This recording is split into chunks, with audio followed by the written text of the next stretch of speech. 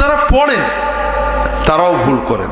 নামাজের ভিতরে অনেকগুলো ফরজ আছে, যেমন কাপড় পরা নামাজে ফরজ না? ফরজ। কাপড় না থাকলে ন্যাংটোও নামাজ হবে, কিন্তু আপনার কাপড় আছে। যেমন পুরুষের কোনটুক ঢাকা ফরজ? নাভি থেকে হাঁটু পর্যন্ত।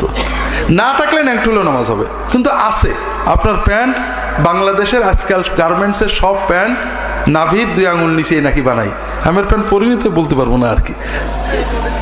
এই প্যান্ট পরে যদি প্যান্টের উপরে ছোট শার্ট বা গেঞ্জি থাকে নামাজ কিন্তু হবে না, বা পাতলা যদি শার্ট থাকে নামাজ হবে না, কারণ আপনি তো ন্যাংটু। নাভি থেকে যেটুক খোলা আছে আপনি তো সেটা ন্যাংটু, ন্যাংটু না? হ্যাঁ, ঠিক। অধিকাংশ প্যান্ট টাকনুর নিচেই থাকে, পায়ের যে নিচের হাড়, হাড়ের নিচেই থাকে।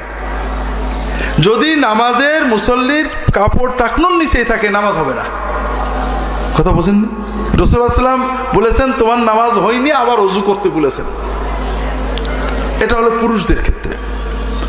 পুরুষদের আরো আছে গা ঢাকা ইত্যাদি কম বেশি। মহিলাদের জন্য নামাজের ভিতরে মাথার চুল থেকে পা পর্যন্ত ঢেকে রাখা ফরজ। শুধুমাত্র মুখ, কপালের এই চুলের এখান থেকে থুতনি, গলা নয়।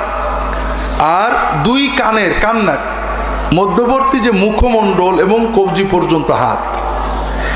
এর বাইরে কোনো জায়গা যদি খোলা থাকে, অন্ধকার ঘরে একাকেও যদি কোনো মহিলা নামাজ পড়েন, তার যদি এইটুকু বাদে কোনো জিনিস খুলে যায়, যেমন মাথার কাপড় সরে যেয়ে চুল বেরিয়ে যায়, অল্প কিছু চুল বেরিয়ে যায়, অথবা কানের নিচেই জুলফির চুল বেরিয়ে যায়, অথবা দুটো কানের 2 কান বা 1 কান বেরিয়ে যায়, সরে যায় কাপড়, অথবা পিছনের মাথার চুল ঝুলে বাইরে চলে যায়, অথবা থুতমির নিচেই যে গলার অংশ এটা বেরিয়ে পড়ে, অথবা হাতের কনুই এসব জায়গায় বেরিয়ে পড়ে, অথবা পায়ের টাকনুর উপরে, পায়ের উপরের পা নলা বেরিয়ে পড়ে, ওই মহিলার নামাজ হবে না।